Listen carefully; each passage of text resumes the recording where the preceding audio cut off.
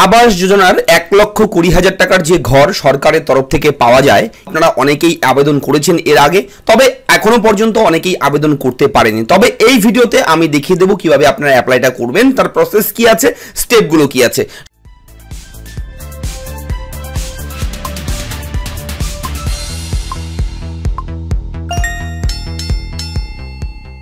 সমস্ত কিছু সঙ্গে নিয়ে এসেছি, ইতিমধ্যেই কিন্তু চালু হয়ে গেছে নতুন করে আবেদন প্রক্রিয়া। আপনারা কিন্তু আবেদন করতে পারবেন যারা ঘর পাওয়ার যোগ্য। তো অসংখ্য ধন্যবাদ ভিডিওটি শুরু করার জন্য। আপনি দেখছেন আপনাদের প্রিয় ইউটিউব চ্যানেল এরা ফ্রেন্ড। অবশ্যই চ্যানেলটাকে আপনারা এখনই সাবস্ক্রাইব করে রাখুন। ভিডিও ঠিক নিচে লেখা আছে লাল রঙের সাবস্ক্রাইব, এবং অবশ্যই আপনাদের মতামত কমেন্ট বক্সে কমেন্ট করে আমাকে জানিয়ে দেবেন। তো বন্ধুরা, আবেদন করতে হলে সবার প্রথমে আপনাদের যেতে হবে একটা অফিসিয়াল ওয়েবসাইটে, যেটা হচ্ছে গ্রামীণ ওয়েবসাইট। ঠিক আছে, প্রধানমন্ত্রী আবাস যোজনা গ্রামীণ, গ্রামের জন্য আমি কিন্তু দেখাচ্ছি এটা, ঠিক আছে, শহরের জন্য কিন্তু এই ভিডিওটা নয়। তো অসংখ্য ধন্যবাদ ভিডিওটি শুরু করার জন্য। দেখুন মন দিয়ে, স্টেপ বাই স্টেপ আপনারা জানতে পারবেন। তো এই যে ওয়েবসাইটটা রয়েছে, এই ওয়েবসাইটটা আপনারা ওপেন করবেন, মোবাইলের মাধ্যমেও করতে পারবেন, কোনো সমস্যা নেই। মোবাইলে করলে আপনারা ব্রাউজারটাকে ডেস্কটপ মোড করে নেবেন, তাহলে কম্পিউটারের যে স্ক্রিনটা সেইভাবেই কিন্তু আপনার মোবাইলে ওপেন হয়ে যাবে, ঠিক এইভাবে। এরপর দেখুন এখানে রয়েছে আওয়াজ সফট, এখানে অপশন রয়েছে, এখানে ডাটা এন্ট্রি বলে একটা অপশন রয়েছে সবার প্রথমে। এখানে গিয়ে আপনারা জাস্ট একবার ক্লিক করবেন। এখানে ক্লিক করার পর বন্ধুরা বলে রাখি, এখানে বেশ কয়েকটা অপশন আপনারা পেয়ে যাবেন। MIS data entry, FTO data entry oblique verify mobile photo, এবং বলে রাখি এই যে এই অপশনটা, এখানে যারা আবেদন করেছে তাদের মোবাইল নাম্বার এবং ডকুমেন্ট যদি ভেরিফাই করতে চায়, তারা কিন্তু এখানে লগ ইন করে এই লিঙ্কে ক্লিক করে আপনারা কিন্তু ভেরিফাই করতে পারবেন, ঠিক আছে। এবং বলে রাখি এরপর দেখুন ডাটা এন্ট্রি ফর আওয়াজ প্লাস, দেখতেই পাচ্ছেন। তো এখানে গিয়ে কিন্তু আপনাদের ক্লিক করতে হবে। এই অপশন থেকেই কিন্তু রেজিস্ট্রেশন প্রসেস চালু হয়ে গেছে। এবং বলে রাখি এই ওয়েবসাইটটা আমি আপনাদের জন্য আমাদের ভিডিওর নিচে ডেসক্রিপশনে আমি কিন্তু দিয়ে দেবো, এবং আপনারা সেই লিঙ্কে ক্লিক করে এই ওয়েবসাইটে চলে আসতে পারবেন। এবং আসার পর এইভাবে কিন্তু ডাটা এন্ট্রি অপশনে গিয়ে আপনারা এই পেজে চলে আসতে পারবেন। এবং আসার পর বলে রাখি এখানে লগ ইনের একটা অপশন আছে, দেখতেই পাচ্ছেন। এই লগ ইন অপশনে গিয়ে আপনারা ক্লিক করবেন। এখানে ক্লিক করার সঙ্গে সঙ্গে একটা পপ আপ মেসেজ চলে আসবে, প্লিজ সিলেক্ট স্টেট। আপনি কোন রাজ্যের বাসিন্দা, কোন রাজ্যের ঘর চাচ্ছেন, সেই রাজ্যের নামটা এখান থেকে আপনি চুজ করবেন। এখানে ভারতবর্ষের সমস্ত রাজ্যের নাম আছে, এবং সবার নিচে রয়েছে ওয়েস্ট বেঙ্গল। এখানে ওয়েস্ট বেঙ্গলে আপনারা জাস্ট একবার ক্লিক করবেন। ক্লিক করার পর আপনারা এই কন্টিনিউ অপশন রয়েছে, এই কন্টিনিউ অপশনে আপনারা জাস্ট একবার ক্লিক করবেন।